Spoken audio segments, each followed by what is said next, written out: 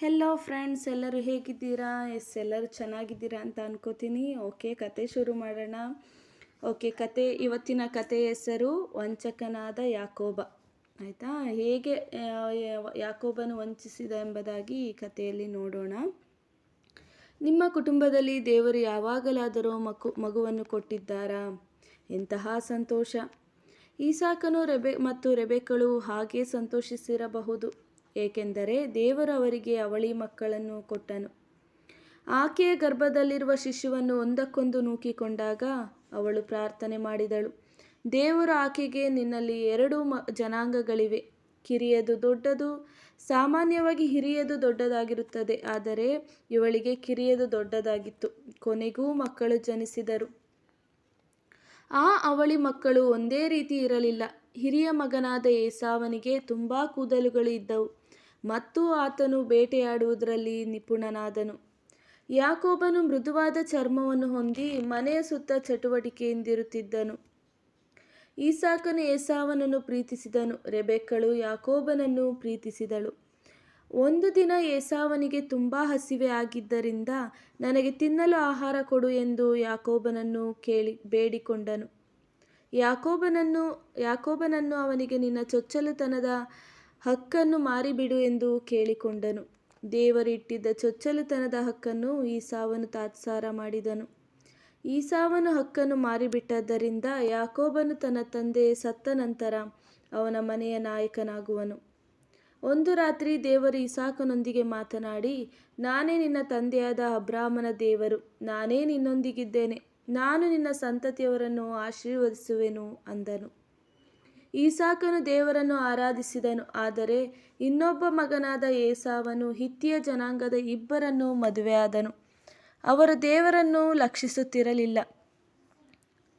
ಈಸಾಕನು ಮುದುಕನಾಗಲು ಏಸಾವನಿಗೆ, ನನಗೆ ತಿನ್ನಲು ಬೇಟೆಯಾಡಿದ ತಾಜಾ ಮಾಂಸವನ್ನು ಕೊಡು, ಆಗ ನಾನು ನಿನ್ನನ್ನು ಆಶೀರ್ವದಿಸುವೆನು ಅಂದನು. ಈ ಆಶೀರ್ವಾದವು ತಂದೆಯಿಂದ ತನ್ನ ಚೊಚ್ಚಲು ಮಗನಿಗೆ ಕೊಡುವುದಾಗಿತ್ತು. ಏಸಾವನು ಬೇಟೆಯಾಡಲು ಹೊರಟನು, ಆದರೆ ರೆಬೆಕ್ಕಳು ಇದನ್ನು ಕೇಳಿಸಿಕೊಂಡು ಯಾಕೋಬನಿಗೆ ಆಶೀರ್ವಾದ ಸಿಗಬೇಕೆನ್ನುವುದು ಅವಳ ಬಯಕೆಯಾಗಿತ್ತು.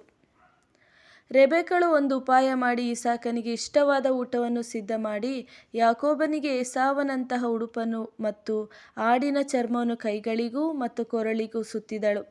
ಇಸಾಕನಿಗೆ ಕಣ್ಣು ಮೊಬ್ಬಾಗಿ ಹೋದದ್ದರಿಂದ ಮೋಸ ಹೋದದ್ದು ತಿಳಿಯಲಿಲ್ಲ. ಯಾಕೋಬನು ಇಸಾಕನಿಗೆ ಆಹಾರವನ್ನು ತಂದನು. ಇಸಾಕನು, ನೀನು ಯಾಕೋಬನ ಹಾಗೆ ಮಾತನಾಡುತ್ತಿ, ಆದರೆ ನಿನ್ನ ಕೈಗಳು ಈಸಾವನ ಕೈಗಳ ಹಾಗೆ ಅದೇ ಅಂದನು. ಆಗ ಆಹಾರವನ್ನು ತಿಂದು ಮೊಣಕಾಲನ್ನೂರಿದ ತನ್ನ ಮಗನಾದ ಯಾಕೋಬನನ್ನು ಈಸಾವನೆಂದು ತಿಳಿದು ಆಶೀರ್ವದಿಸಿದನು. ಯಾಕೋಬನು ಹೋದ ನಂತರ ಈಸಾವನು ಇಸಾಕನ ಹತ್ತಿರ ಬಂದು, ಇಲ್ಲಿದೆ ನೀನು ಕೇಳಿದ ಆಹಾರ ಅಂದನು.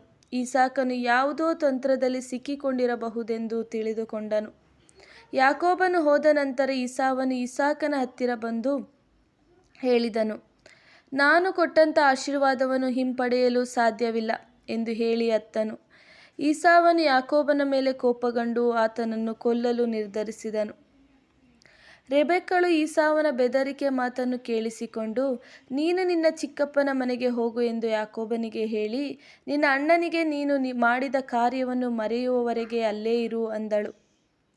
ಇಸಾಕನು ಯಾಕೋಬನಿಗೆ ಹೆಂಡತಿಯನ್ನು ಹುಡುಕಿಕೊಳ್ಳಲು ತನ್ನ ತಾಯಿಯ ಮನೆಯಿಂದ ತರಲು ಒಪ್ಪಿಕೊಂಡನು. ಆಗ ಯಾಕೋಬನು ಅಲ್ಲಿಂದ ಹೊರಟನು.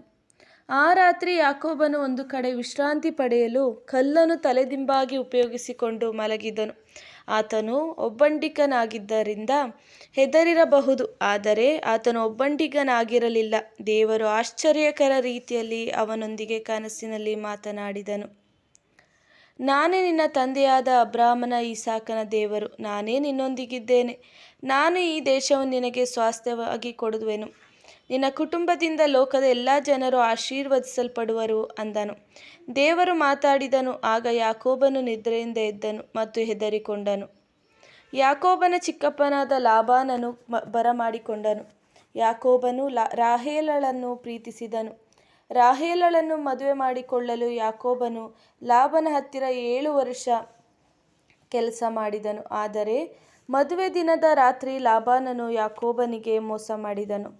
ಯಾಕೋಬನು, ಇವಳು ಲೇಯಳು, ರಾಹೇಲಳು ಅಲ್ಲ, ಯಾಕೆ ನನಗೆ ಮೋಸ ಮಾಡಿದಿ ಎಂದು ಕೇಳಿದ್ದಕ್ಕೆ ಲಾಬಾನನು ಮೊದಲು ಹಿರಿ ಮಗಳಿಗೆ ಮದುವೆ ಮಾಡಬೇಕು ಎಂದು ಹೇಳಿದನು.